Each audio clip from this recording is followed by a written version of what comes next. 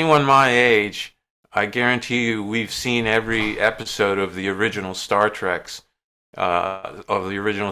multiple times, and so we're all familiar, and we all grew up as fans of the show. So for me to, you know, now to be able to participate and be a part of it, it's just a huge honor and a huge thrill.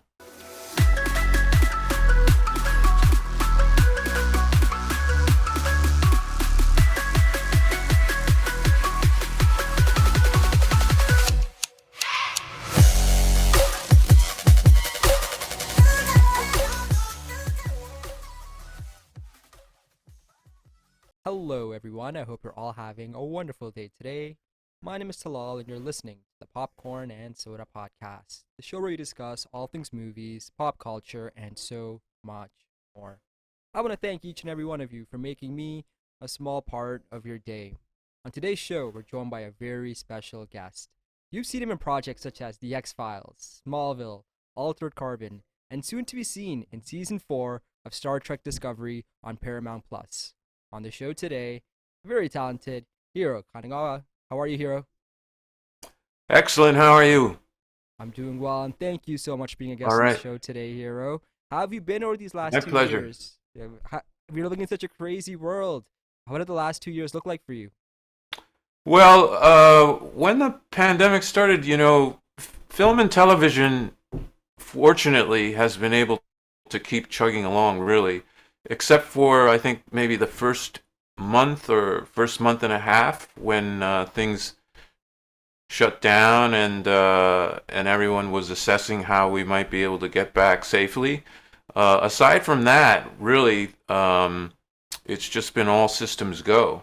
And until Omicron hit, I personally didn't notice a lot of disruptions in terms of scheduling and cast or crew coming down with COVID, because we're fortunate to have stringent testing Mm-hmm.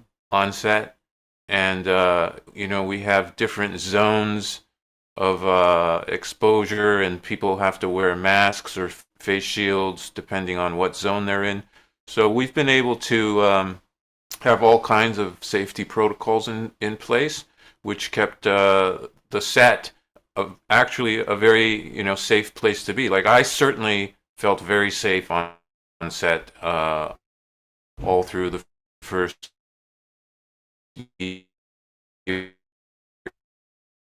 year and a half.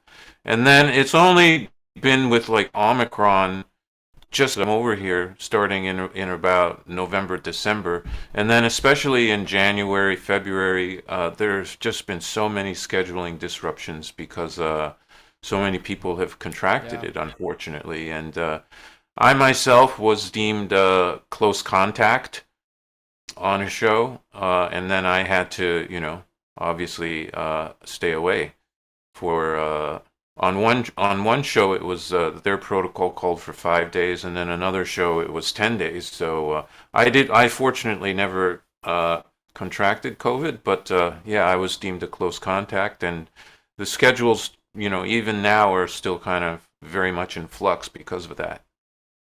Yeah, and then it's so good to hear that you're doing well. And it just shows how this industry is so resilient when it comes to all these outside forces. And as you mentioned at the very start, no one really had much information about what COVID really is. And now that we're living Hmm. in a world with vaccinations, here's hoping that as things slowly start to opening up, we can maybe return to somewhat of a normal or whatever the new normal may be, right?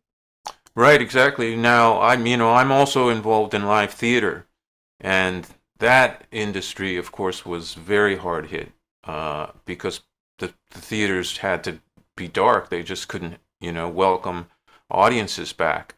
But you know what? My wife and I, just this week, after a 2-year drought, we attended 2 theater openings this week. So that was also a very encouraging sign, and it was just great to be back, with an audience, seeing live theater again. And having to wear a mask for 2 hours in the theater, to me, that's a very small price to pay. for being able to support live theater in that way.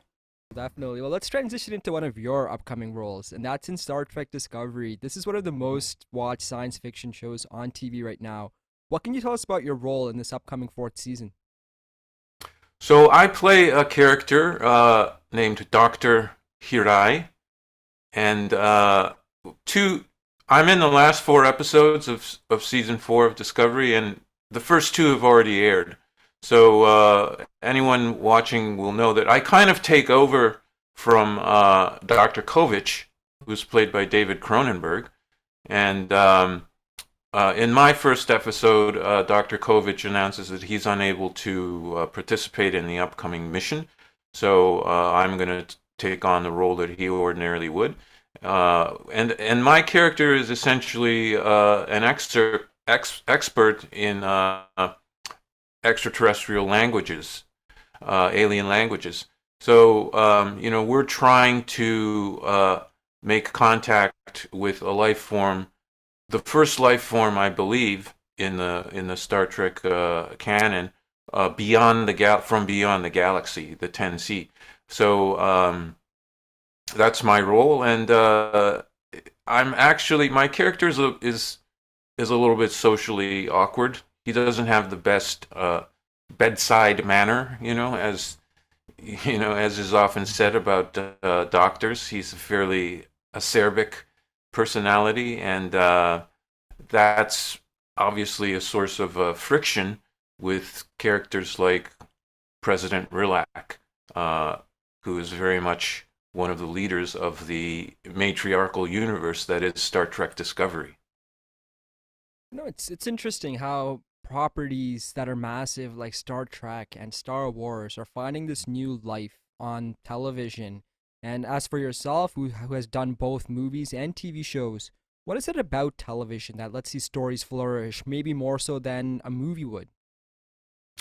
Well, I think, we've all, over the last 20 years or so, since the advent of HBO, right, we've all seen what's often been called the golden age of television.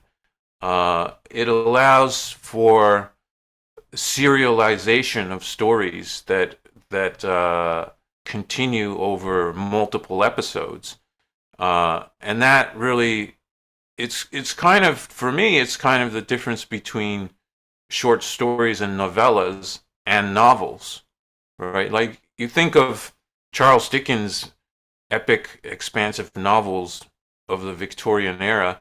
I mean, they were first serialized in magazines and newspapers before they were compiled into novels, right? And really, the shows that we have now are similar to that. Like every week or every episode, you're getting a different installment of a story that's continuing over multiple episodes and even multiple seasons, and it gives so much time for characters to develop and multiple plot lines to interweave.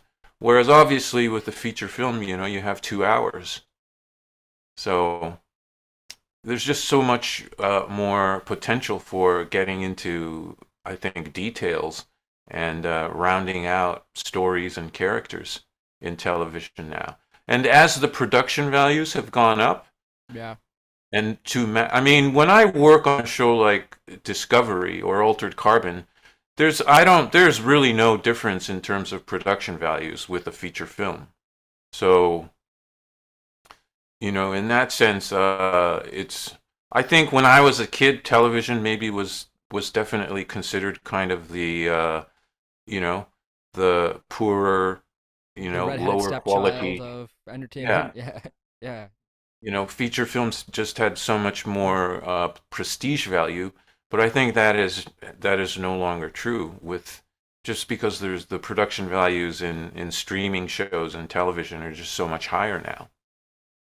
That's so true, and especially in this world of streaming that we live, all the major Hollywood superstars, you can't name one that's not in one of these shows, whether it's for Apple or Mhm. Netflix or Paramount Plus. Everyone's just kind of getting a piece of it now. And as you mentioned, these big shows are like mini movies in terms of just how they look And I think Game of Thrones, a show like that on HBO, really kind of cemented that as well, where you're watching that and you're like, this is a movie.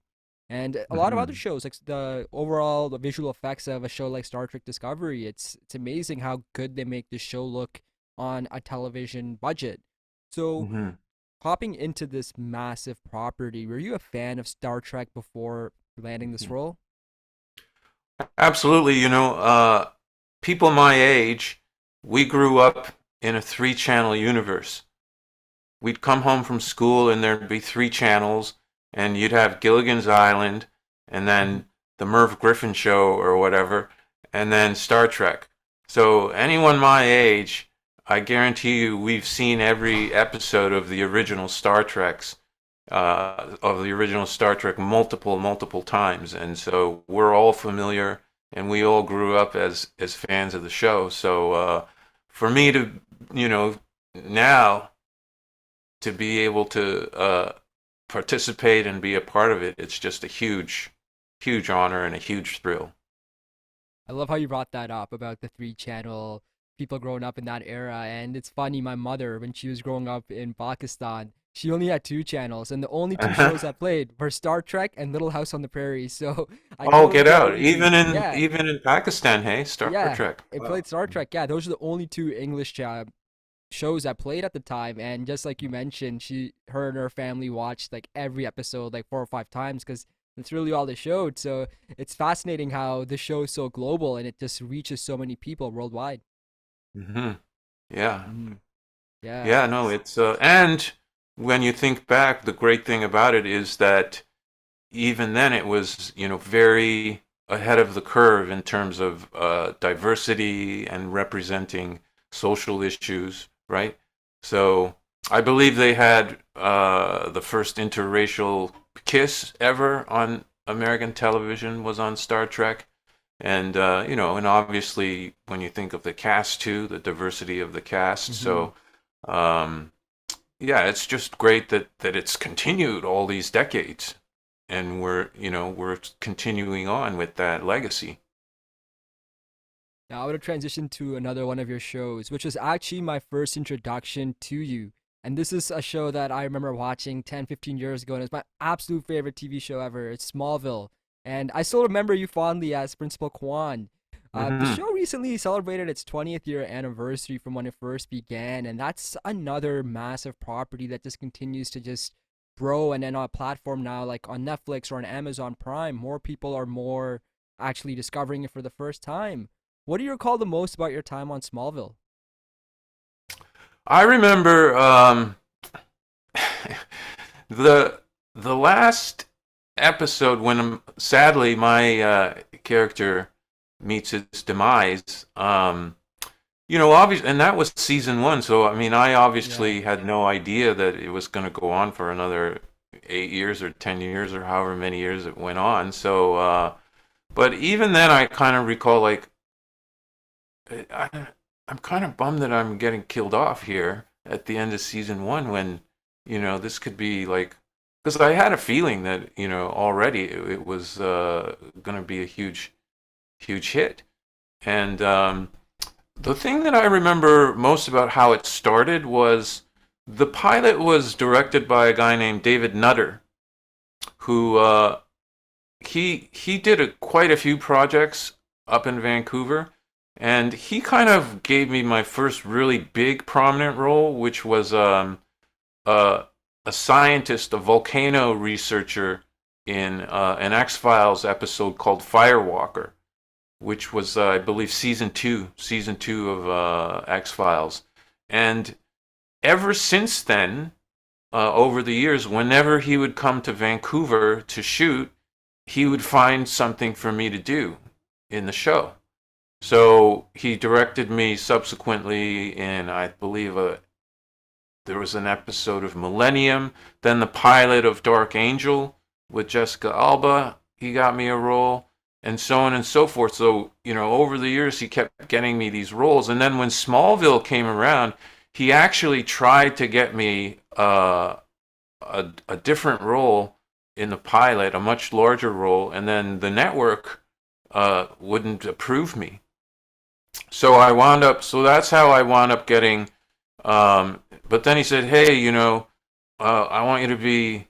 Will you accept this role of Principal Kwan? He's not in the pilot very much, but he's going to recur throughout the season. So, and that's how I got the role. It was mainly through David Nutter. So, uh, that's what I remember. I remember, feeling very, blessed and fortunate to have an ally like that in the industry who was, always pushing for me and getting me roles in his projects. Hmm.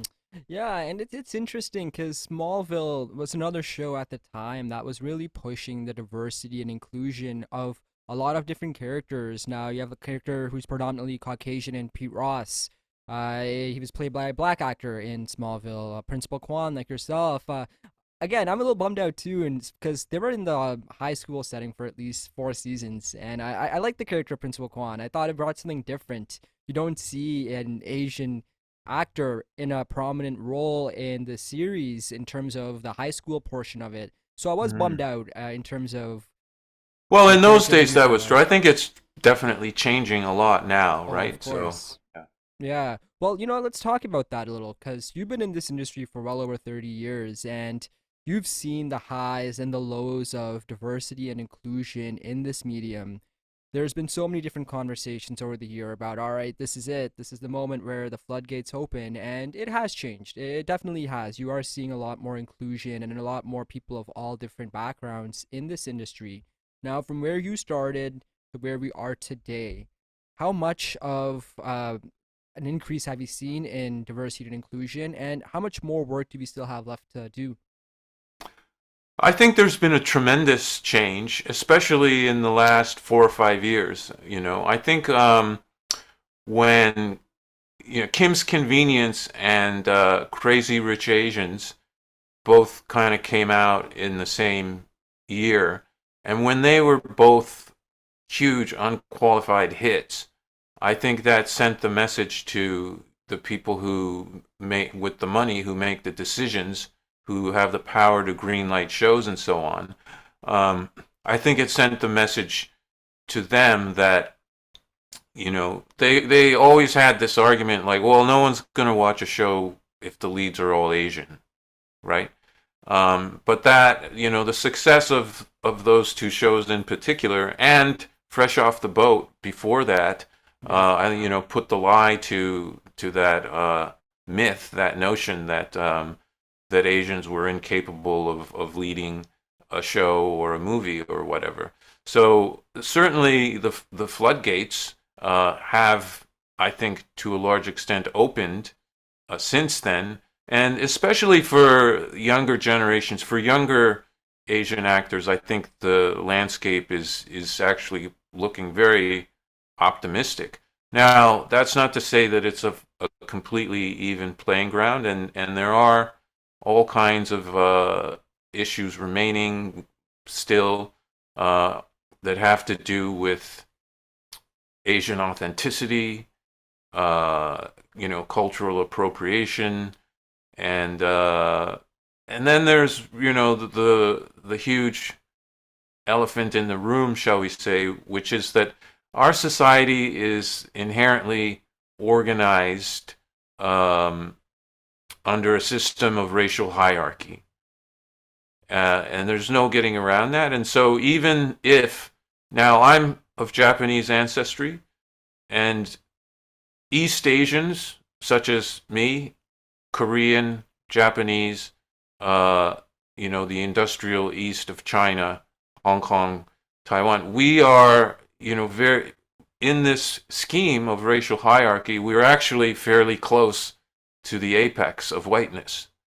So, as much as things may be opening up for us, that doesn't mean that things are great for someone who is Southeast Asian or, an actor whose ancestry is Pakistani, such as yourself, or whatever. So, sure, things are improving for some of us who are closer to the apex of whiteness, but that doesn't mean that it's great for everyone. And certainly in Canada, obviously not just in media, but just in terms of the politics and the socioeconomic realities of our country. There's still tremendous peoples and other recent immigrant groups. So there's still tremendous work that we all have to do as a society. That's interesting, Hero. It really is because I'm hearing your perspective from someone who's kind of been at the very start of this industry in terms of when I'm sure at the very beginning of your career, any role that may have been booked for you or that you were getting were those stereotypical Asian characters, the slick back hair guy in the Chinatown episode, or who talks, who doesn't even speak English, or like the scientist or something like that.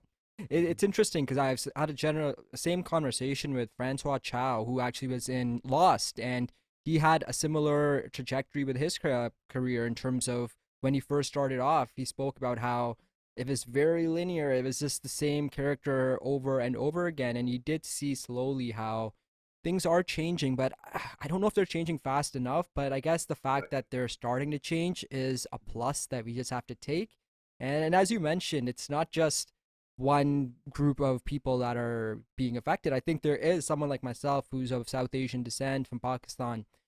There is a long way to go, maybe a longer way to go for someone even like myself who generally you don't see at all in this medium. So I find what you said really fascinating and true in so many different levels. Hmm.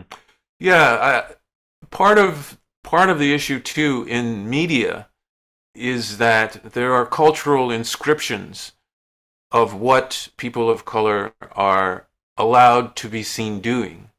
And there once an inscription gets inscribed into the culture, then it kind of becomes a rut, that you Yeah. can't break out of. It's so doctors, yes, uh, very early on, even before me, there was the cultural inscription of the Japanese coroner, and part of that is there was actually a Japanese American man, Thomas Noguchi, I believe his name was, who was the coroner to the stars. And so, there was this inscription in the popular consciousness of, oh, we need a coroner on a TV show. Well, let's make him a Japanese guy, after Thomas Noguchi. So, there was a show in the 70s, Quincy, starring Jack Klugman, a medical examiner, and then his assistant, Robert Ito, Japanese guy, played, the coroner's assistant. And so that became an inscription. So, yes, when I started out very early on, I was getting, you know, a lot of auditions for coroners and medical examiners, because that also culturally fits into the association that the West has with people of Asia, the Orient, having a kind of sinister or uh, unclean association with death. So, in that sense, ideologically, it also supports having an Asian man playing a coroner, right? Subtextually supports that Western myth of an unclean relationship with the dead, right? But what's interesting, and you may find this interesting, is that now I think, I mean, no one asked me to play a coroner anymore. But looking around TV shows, I see a lot of people from South Asia playing coroners. I see a lot of, South Asian actors taking on the coroner roles now. So once again, there's this race hierarchy, and I feel like in the last, especially in the last 5 years, East Asians have made a step up on the ladder, Mm-hmm. and that place that used to be occupied by East Asians, it seems to me, is increasingly now being occupied by actors of Middle Eastern or South Asian descent.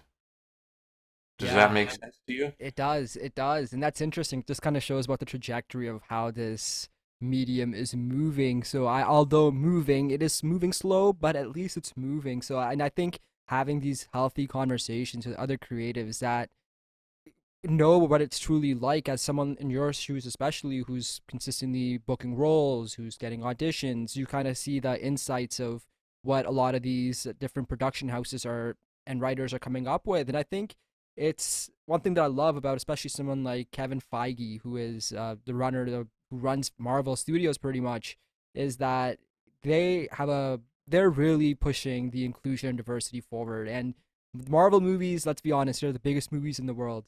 A movie like Hmm. Shang-Chi, no one would have Hmm. ever guessed a movie like that would have come out 10 years ago. And the Right. fact that they went all in and they got Asian voices to write the story, to be in the movie, it wasn't like a whitewashed version of Shang-Chi. It was truly a very diversified overall the story. And I think that's great. And I think we need more people like Kevin Feige who are willing to, instead of run away from diversity, inclusion, and certain cultures, is to embrace it and not just embrace it, but let the people of that culture write these stories. No, absolutely. And as you say, like all of these things that are happening are tremendously encouraging and give me great hope, especially for the younger actors coming up. hmm So let's circle back to you. What else is next for you? I know we talked about Star Trek. What can we see you in this upcoming year? I'm also in season 2 of the Amazon series Upload, which I believe is going to drop this coming week. You know, Nice. all 7 episodes of season 2 are going to premiere on Amazon this week.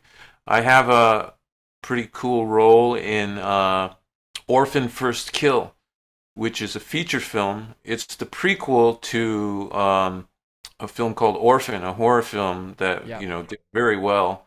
I believe it's almost 12, 13 years ago now. Um, but that's a really interesting project because Isabel Furman, who played Esther in the original as, a small child, she's reprising that role 13 years later. Wow. So that's pretty cool project. Yeah, and I have there's things that I've started to work on, and with me, I'm a journeyman actor, so it's not like, oh, I'm a series regular on this show and that's what I have coming up. I always seem to have like a handful of different things that I'm working on. I just wrapped my part on a huge show that Disney FX is shooting here in Vancouver called Shogun, based on the James Clavell novel. And there was a huge hit mini series of it back in the '80s with Richard Chamberlain and Toshiro Mifune. And so this is kind of a remake of that, but that's going to be incredibly epic as well. So a lot of exciting things coming up for me. Nice, nice. Well, hey, as you wrap up with the great Hiro Kanagawa, it is now time for a segment I call the final act. Hiro, I'm gonna ask you 10 rapid fire questions about your likes, your dislikes. And I just want the first thing that comes to your mind. But here's the catch. I'm gonna give you 1 minute to try to get through them all. You up for it? All right.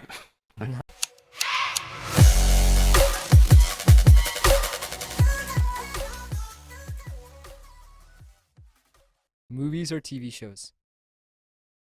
TV shows now. Theater or watch at home? Theater. Favorite movie?